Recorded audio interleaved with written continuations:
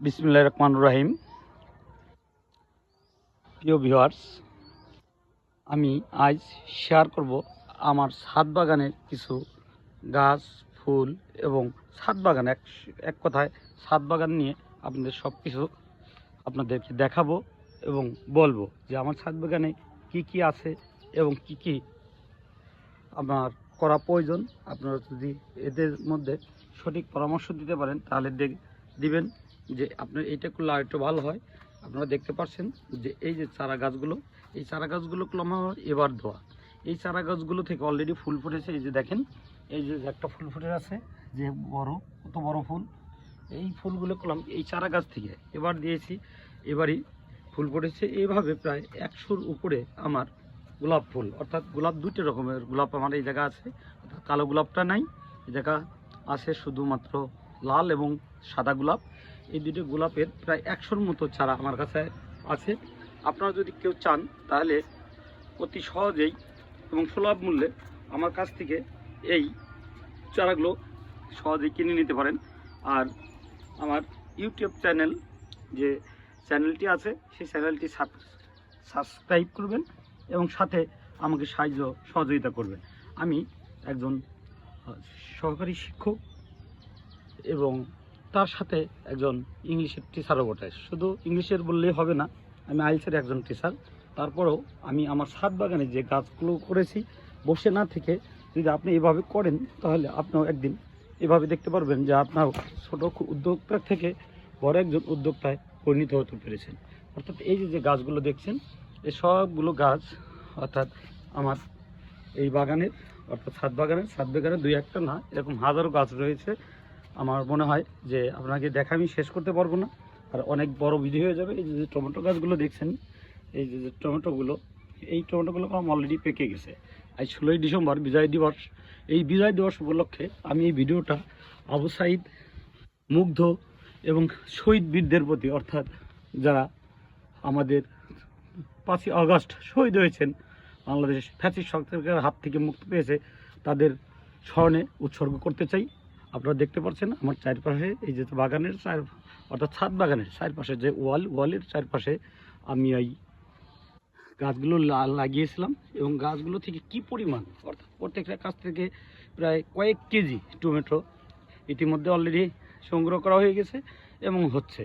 আপনার আরও সহজে জেনে খুশি হবেন যে এগুলো করতে যে খুব বেশি মানে খরচ হয়েছে তা না। আমি জিও ব্যাগের মাধ্যমে, এই যে জিও ব্যাগটা দেখেন, জিও ব্যাগটা কি, অর্থাৎ নদীতে যে বাদ দেয় সেই একই জিও ব্যাগের মধ্যে অর্ধেক মানে বিভিন্ন গোবর সার অর্থাৎ কম্পোস্ট সার একসাথে ব্যবহার করে আমি এই বাগানটা করেছি এবং এই বাগান থেকে আমি বললাম অলরেডি লাভবান হচ্ছি আর্থিকভাবে এবং মানসিকভাবে বলতে কি, যখনই আমি আমার কোনো খারাপ কোনো অনুভূতি লাগে তখনই আমি ছাদে এসে বসি এবং বসে এই ফুলের সুবাস, গাছের গন্ধ, এগুলো যখন দেখি তখন আমার মনে হয় যে না, আমি আর ওই ইসে নেই। আমি সবগুলোই, এই যে গাছটা দেখতে পাচ্ছেন, দেখেন একটা গাছে টমেটোগুলো ধরে রাখতে পারতেছে না, আমি অনেকগুলো লাঠি দিয়ে এগুলো ধরে রাখছি। এইভাবে প্রত্যেকটা গাছে প্রায় 100-র মতো খালি টমেটো গাছে আছে, 100-র উপরে। আমি এই টমেটোগুলো অলরেডি পাকা শুরু করেছে। আপনার একবারে একটা সারও আমি এর মধ্যে ব্যবহার করিনি, শুধুমাত্র কম্পোস্ট সার ছাড়া। অর্থাৎ এর মধ্যে কম্পোস্ট আমি প্রথম যে লাগানোর সময় যে মাটিটা তৈরি করি, তখন তৈরি করার সময় অর্ধেক গোবর, তারপর আপনার ছাই এবং অন্য যে সারগুলো মাটির সঙ্গে অর্ধেক পরিমাণ মিশিয়ে এই গাছগুলো রোপণ করি এবং তার থেকে যে ফল পাই আমি একবারও এই যে টমেটোগুলো দেখতে পাচ্ছেন, এর মধ্যে একবারও কলম আমি একদিনও এক মুঠো সারও এর মধ্যে প্রয়োগ করিনি। কিন্তু দেখেন আমার প্রত্যেকটা গাছে টমেটোগুলো অলরেডি কিছু তোলা হয়েছে, পাকছে এবং গাছের চেহারাগুলো খুব সুন্দর আছে। এই যে দেখেন যে এই টমেটোগুলো যে আর হয়তো 2-1 বেলার মধ্যেই পেকে যাবে, তখন মানে যে আমার এই 100 গাছ থেকেই সম্ভব ভালো একটা ইনকাম করার। তাহলে আপনি বাড়ি বসে না থেকে এভাবে উদ্যোক্তা হন। উদ্যোক্তা হলে এই যে একটা গাছ দেখেন, এই যে টমেটো গাছ, এই টমেটো গাছে আমাদের কতগুলো টমেটো আছে। একটা গাছকে আপনি যদি দেখাই তাহলে কি পরিমাণ টমেটো একটা গাছে ধরতে পারে, মানুষ যদি কল্পনা করে তাহলে বুঝতে পারবে যে আসলে আল্লাহ অসীম, আল্লাহ দিতে পারে। মানে একটা গাছে কিভাবে টমেটো ধরে রয়েছে দেখেন। যে ঝোপায় ঝোপায় কয়েক কেজি টমেটো একটা গাছে আমি কোনো মতো গাছটাকে লাঠি দিয়ে ধরিয়ে রাখছি, কিন্তু আমি এতে এক চুল পরিমাণ সার ব্যবহার করিনি। এটাই আমার বিষয়, কারণ কৃত্রিম সার ব্যবহার করা আমি জানি কি অনেক ক্ষতিকর, যার কারণে পরিবেশের জন্য ক্ষতিকর। এই যে গাছটা দেখতে পাচ্ছেন এটা হচ্ছে আমার জাম গাছ, এই ছাদ বাগানের এই জাম গাছটা করলাম অনেক বড়, আপনারা যতটুকু দেখতে পাচ্ছেন তা না, এসে অনেক বড় অনেকই। এই জাম গাছ থেকে করলাম আমি জাম সংগ্রহ করি। এই যে আপনারা দেখতে পাচ্ছেন এই যে এটা, এই যে নতুন এটা হচ্ছে আপনার বেগুন গাছ। এই বেগুন গাছগুলো একটা না, এরকম অনেকগুলো বেগুন গাছ আছে, যে বেগুন গাছগুলো দেখলে আপনার মন ভরে যাবে। এইগুলো করলাম আমি আবার নতুন করে লাগাচ্ছি, অর্থাৎ একবার বেগুন লাগাচ্ছি আবারও একটা শেষ হলে আর একটা লাগিয়ে দিচ্ছি। এই যে কফি, আপনি দেখেন কফিগুলো করলাম আমার ছাদ বাগানের কফি। এই যে আর একটা কফি, এই কফিগুলো আছে। এই সাথে যে লেবু, এই লেবুর চা দেখাই। আমার একটা লেবু গাছ এখানে, এই যে একটা লেবু দেখেন, মানে একটা লেবু গাছ, এই একটা লেবু গাছ এই সারা বছর আমার যে লেবু ধরে তাই আমি খেয়ে শেষ করতে পারি না। কিন্তু আমার এরকম 3টে লেবু গাছ ছাদ বাগানে আছে, যে 3টে লেবু গাছ থেকে আমি প্রতিনিয়ত লেবু সংগ্রহ করতে পারি। আর টমেটো গাছে এই যে দেখেন পেঁপে গাছ, পেঁপে গাছে এখনও ফুল আসছে, এখনও ফল ধরেনি। এই পেঁপে গাছ ছাদ বাগানে। এই যে আর একটা লেবু গাছ, এই লেবু গাছেও আমাদের অনেক লেবু ধরে, এটা এলাচি লেবু খুবই অর্থাৎ 3 জাতের 3টে লেবুর গাছ লাগিয়েছি, একটা না 3টা। এই যে একটা গাছ দেখেন কর্নারে, যে এই গাছটা কী পরিমাণ টমেটো ধরছে ছাদের উপর দিয়ে, অর্থাৎ একটা টমেটো গাছ একটা মানুষের সমান সম পরিমাণ হয়ে গেছে। এই যে টমেটোর ফলগুলো দেখতে পাচ্ছেন, এগুলো সবই এই ফলগুলোই দেখেন যে একটা গাছ থেকে কতগুলো ফল আমি সংগ্রহ করতে পারবো। আর আপনার আমার সাথে থাকবেন এবং আমার চ্যানেলকে সাবস্ক্রাইব করবেন। এই যে গাছটি দেখতে পাচ্ছেন এর হচ্ছে করমচা গাছের, অর্থাৎ আমি রোপণ করেছি করমচা গাছের কলম করে। এগুলো প্রায় 50টির মতো এই করমচার চারা রয়েছে, এই চারাগুলো আমি কলম বিক্রি করে দেবো। এগুলো আমি রাখবো না, এগুলো শুধু থাইল্যান্ড থেকে আনা এবং সুমিষ্ট, খুবই সুমিষ্ট করমচা। এই করমচাগুলো খেলে আপনার আর মনে হবে না যার কোনো ফল খাই। আপনারা নিশ্চয়ই জানেন করমচার কথা বয়ে পড়েছেন, কিন্তু অর্থাৎ বাস্তবে দেখেননি, কথা না বললেই নয়। যেটা এই যে আরেকটা গাছ দেখছেন এটা হচ্ছে জলপাই গাছ, জলপাইটা শেষ হয়ে গেছে, এখন আর জলপাই নেই। এইভাবে আমার চারিপাশে এই যে আমড়া গাছ দেখেন, আমড়া এখন যে আপনার আজ 16ই ডিসেম্বর, আজ যে আমড়া পাবেন এটা আপনি কখনো কল্পনা করতে পারেন না। কিন্তু আমার এই আমড়া গাছগুলোতে সারা বছর আমড়া ধরে, অর্থাৎ ছাদ বাগানে আমড়া গাছে সারা বছর আমড়া ধরে। এই যে ড্রাগন গাছ, ড্রাগন আপনারা জানেন ড্রাগন সমস্ত ফল এখন পরিণত হয়েছে। এই ড্রাগন গাছ ফলগুলো আমি সংগ্রহ করি।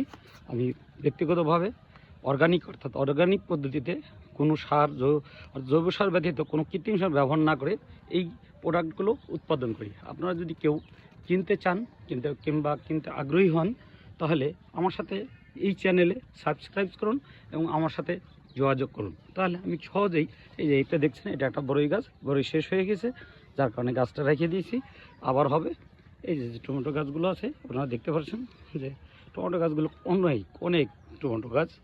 এই গাছগুলো দেখলে আপনি মন ভরে যাবে, প্রাণবন্ত হয়ে যাবেন। আপনি যখন উঠবেন তখন দেখবেন যে নিজের তৈরি কী গাছ। এই যে লেবু, আর একটা লেবু গাছ দেখাই, যে লেবুটা আমি এখানে দেখাচ্ছি, এই লেবুটা হচ্ছে একটা অন্য জাতের লেবু। এই লেবুগুলো অনেক বড় হয়। এই গাছটা আমি 3টে লেবু গাছ লাগিয়েছি। এই যে দেখেন 3টি লেবু, এই যে 2টি লেবু রয়েছে। আর এই যে গাছগুলো দেখছেন এগুলো আমি পাখির খাবার খাওয়াই। আপনারা নিশ্চয়ই অবগত আছেন যে আমার একটা পাখির খামার আছে, সেই খামারের তিতির, বাজিগর, কবুতর, বিভিন্ন সমস্ত জাতের কবুতরগুলো আমার এই বাগানে পাওয়া যায়। অর্থাৎ আমার এসে আমি এটাও দোতলায় করেছি এবং এইগুলোর খাবার হিসাবে আমি এই গাছটাকে কলমি শাককে ঘাস হিসেবে ব্যবহার করি। এই যে দেখছেন আপনারা এটাও টমেটো গাছ, এই টমেটো গাছটাও আরও ভালো, এটাও অনেক টমেটো ধরেছে। এই যে একটা পেয়ারা গাছ আপনারা দেখবেন যে এই পেয়ারা গাছ সারা বছর কলম পেয়ারা ধরে। আমি আজকেও একটা সকালে পেয়ারা পেরেছি, যে পেয়ারাটা অনেক বড়। আর সর্বশেষে আপনাদের কি বলবো, না বললেই নয় যে এই গাছগুলোই যে শেষ তা নয়। এই যে করমচা গাছ, এই যে আপনি দেখেন করমচার যে চারা রোপণ করেছি কলম। এই যে টমেটো গাছ, টমেটোগুলো দেখলে আপনার মন ভরে যাবে, দেখতেই ইচ্ছা করবে। আপনি যদি এভাবে নিজেকে সাজাতে চান, নিজেকে সুখী খুশি অর্থাৎ নিজেকে প্রকৃতি প্রেমিক ভাবতে চান তাহলে অবশ্যই আপনি আমার ভিডিওটাকে সাবস্ক্রাইব করবেন এবং সাথে থাকবেন, সাথে থেকে আমাকে এগিয়ে নেবেন। আজ 16ই ডিসেম্বর উপলক্ষে এই যে ভিডিওটা আমি তৈরি করছি, অর্থাৎ যে ইউটিউব চ্যানেল আমি ছেড়ে দেব, এই ভিডিওটা টোটালি আমার শহীদ ভাইদের জন্য, তাদের বিনম্র শ্রদ্ধার জন্য আমি শ্রদ্ধা ভরে স্মরণ করছি আমাদের সেই 1971-এর শহীদ ভাইদের এবং 1924 সালের যে 2024 সালে যে ভাইরা শহীদ হয়েছেন, শাহাদত বরণ করেছেন, এবং তা আমি 17 দিন ঢাকায় অবস্থান করে তাদের সাথে থেকে যুদ্ধে যে অংশগুলো দেখেছি এবং যে লাশগুলো আমার হাত দিয়ে আমি তাদেরকে পাঠিয়ে দিয়েছি, আসলে আমার খুব কষ্ট হচ্ছে। আমার ওই স্মৃতিটা মনে পড়লেই আমার উপর দিয়েও প্রায় 200-র উপরে গুলি গিয়েছে, তারপরও আমি কারণ ক্ষান্ত হয়নি, আমি বসে থাকিনি, আমি চেষ্টা করেছি সর্বত্র ছাত্রদের সাহায্য সহযোগিতা করার জন্য। এর জন্য আমি আলোক হসপিটাল, মিরপুর 10, 11, 12 এবং 13-র যে হসপিটালগুলো ছিল সবগুলো হসপিটালে ফ্রি ট্রিটমেন্টের ব্যবস্থা করেছি সমস্ত ছাত্রদের পক্ষ থেকে, এবং সাথে তাদেরকে আমি সর্বক্ষণিক চেষ্টা করছি সাপোর্ট দেওয়ার জন্য। তা আমি আজকের যে ভিডিওটা এই যে করলাম, এই ভিডিওটা আমি টোটালি উৎসর্গ করতে চাই আমাদের সেই ছাত্র ভাইদের উপলক্ষে, যে ছাত্ররা না হলে আজ হয়তো আমরা নতুন বাংলাদেশ পেতাম না, এই বাংলাদেশে বসে বাংলায় কথা বলতে পেতাম না। তাই সবাই ভালো থাকবেন, সুস্থ থাকবেন, এই প্রত্যাশায় শেষ করছি। খোদা হাফেজ। বাংলাদেশ চিরজীবী হোক।